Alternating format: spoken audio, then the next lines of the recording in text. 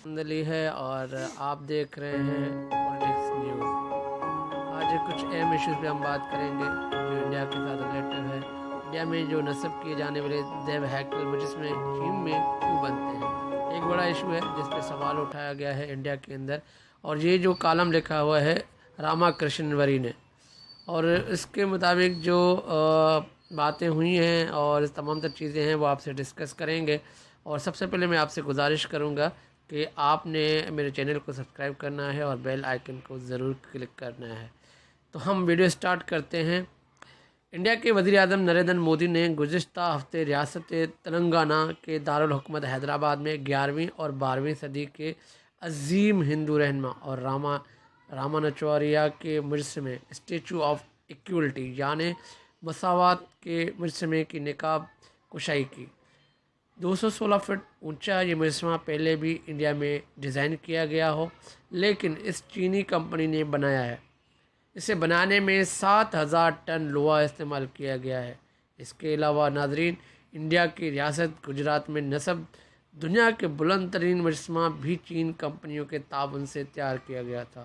یہ مجسمہ تقریباً 3.5 سال قبل گجرات کے کیوڑیا علاقے میں نصب کیا گیا تھا، جسے اسٹیچو آف یونٹی کہا جاتا ہے، جس کا وہ فٹ ہے وہ 5,597 فٹ بلند یہ ہے۔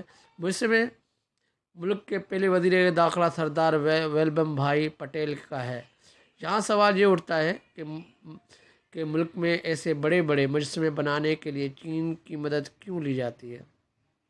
سال 2017 میں تلنگانہ حکومت نے اس وقت کے نائب وزیر اعلیٰ قدیم شری ہری کی قیادت میں ایک ٹیم چین بھیجی تھی، کیونکہ انڈین آئین کے بانی ڈاکٹر BR امبیڈکر کا 125 فٹ اونچا کانسی کا مجسمہ تیار کیا جاتا تھا۔ آندھرا پردیش حکومت نے بھی وجے واڑہ میں امبیڈکر کا ایک بڑا مجسمہ لگانے کے لیے چینی کمپنیوں سے رابطہ کیا، تو کیا ان مجسموں کو انڈیا میں بھی تیار نہیں کیا جا سکتا؟ سوال یہ بنتا ہے۔ اس کالم کے اندر دیو ہیکل مجسمے بنانے میں چینی کمپنیاں سب سے آگے۔ ماہرین کا خیال ہے کہ چینی کمپنیاں دیو ہیکل مجسمے بنانے میں مہارت حاصل کر چکی ہیں۔ وہ کانسی کے بڑے مجسمے کو تعمیر کے لیے پوری دنیا میں مشہور ہیں۔ چینی کمپنیاں ڈھلائی کے روایتی طریقوں کے ساتھ جدید ٹیکنیک اور امتزاج سے بھرے پیمانے پر مجسمے تیار کر رہی ہیں۔ مختلف حصوں کا الگ الگ ڈھال کر بڑے مجسمے بنانے جاتے ہیں۔ چین میں بڑی بڑی فیکٹریاں ہیں، جس کی وجہ سے مجسموں کو ٹکڑوں کو بہت کم وقت میں ڈھال کر ڈیلیوری کرنا ممکن ہے۔ وہاں کی کمپنیاں کافی عرصے سے بڑے مجسمے بنا رہی ہیں۔ اس کی مثالیں چین میں اسپرنگ ٹیمپل، بدھا جیسے بہت بڑے مجسمے ہیں۔ یہی وجہ ہے کہ بڑے بڑے مجسموں کے لیے بڑی کوئی چینی کمپنی کا رخ کرتا ہے۔ ڈیزائن انڈیا میں اور مینوفیکچرنگ چین میں، یہ ایک بڑا سوال بنتا ہے، جس میں کافی اس کالم کے اندر جو ہے لکھا بھی ہے۔ اگر راماچارا کا اسٹیچو آف ایکویلٹی انڈیا میں ہی ڈیزائن کیا گیا تھا، لیکن اسے بنانے کا ٹھیکہ چینی کمپنی کو کیوں دیا گیا؟ یہی سوال ہے جو عام لوگ بھی کر رہے ہیں انڈیا کے اندر، اور وہی لوگ جو کہہ رہے ہیں کہ انڈیا جو تعلقات ہے چین کے ساتھ نہیں ہے، تو جب ڈیزائن یہاں کیا جاتا ہے تو اس کو تیار وہاں کیوں کیا جا رہا ہے۔ ایک سوال ہے جس میں کالم لکھا گیا ہے کہ سردار پٹیل کے مجسمے اسٹیچو آف یونٹی کا مشہور مجسمہ ساز رام وی سوتار نے ڈیزائن کیا تھا۔ اس مجسمے کی بڑے ٹھیکیدار LNDT کمپنی تھی، جس نے مجسمے کو بنانے کا کام ایک چینی کمپنی کو سونپا تھا۔ اس کی وجہ یہ ہے کہ چین میں جدید ٹیکنالوجی کا استعمال کرتے ہوئے بڑے پیمانے پر مجسمے ٹکڑوں کو ڈھالنا آسان ہے۔ یہ اور بات ہے کہ ڈھلائی کے کام میں انہیں انڈیا کے ماہر ہدایت دیتے ہیں۔ تو ایک بڑی بات ہے، یہ دنیا کے اندر یہ بڑے بڑے مجسمے ہیں، اور دنیا کے بلند ترین مجسمے کی وجہ سے مگرمچھ بھی گھر انڈیا میں دنیا کے سب سے طویل القامت مجسمہ سعودی عرب کے پہاڑوں میں اونٹوں کے مجسمے دنیا میں قدیم ترین ہے۔ تو یہ گجرات میں سردار ولبھم بھائی پٹیل کا بھی مجسمہ ہے، اور اس لیے جب بھی کسی بڑی مجسمے کا ٹھیکہ کسی چینی کمپنی کو دیا جاتا ہے تو وہاں مجسمے سازوں کو ان کی رہنمائی کے لیے چین بھیجا جاتا ہے۔ उन मजस्मे साज़ों को निगरानी में चीनी कंपनियां मजस्मे के मुख्तलिफ हिस्से बनाती हैं और उनको जमा करके मजस्मे तैयार भी किए जाते हैं। क्या इंडिया में देवल हैकल मजस्मे बनाए जा सकते हैं? इंडिया में मुख्तलिफ धातुओं से मजस्मे बनाने का फ़न बहुत पुराना है। यहाँ वादी सिंध के तहज़ीब के दौरान बनाए गए खांसी के मजस्मे भी मिले हैं। इंडिया में धात से बने देवी देवताओं के मूर्तियाँ बड़े पैमाने पर बनाई जाती हैं। उन्हें बैरून मुल्क भी बरामद किया जाता है, अगरचा वो साइज़ में बहुत बड़े नहीं हैं, इसलिए उन्हें अक्सर घरों में रखा जाता है। साथ ही सैकड़ों फीट ऊंचे मजस्मे बनाने के लिए खुसूसी टेक्नोलॉजी और इंफ्रास्ट्रक्चर की ज़रूरत है। राजकुमार वडियार जैसे मजस्मा साज कहते हैं कि इंडिया में बुनियादी ढांचे की शदीद कमी है।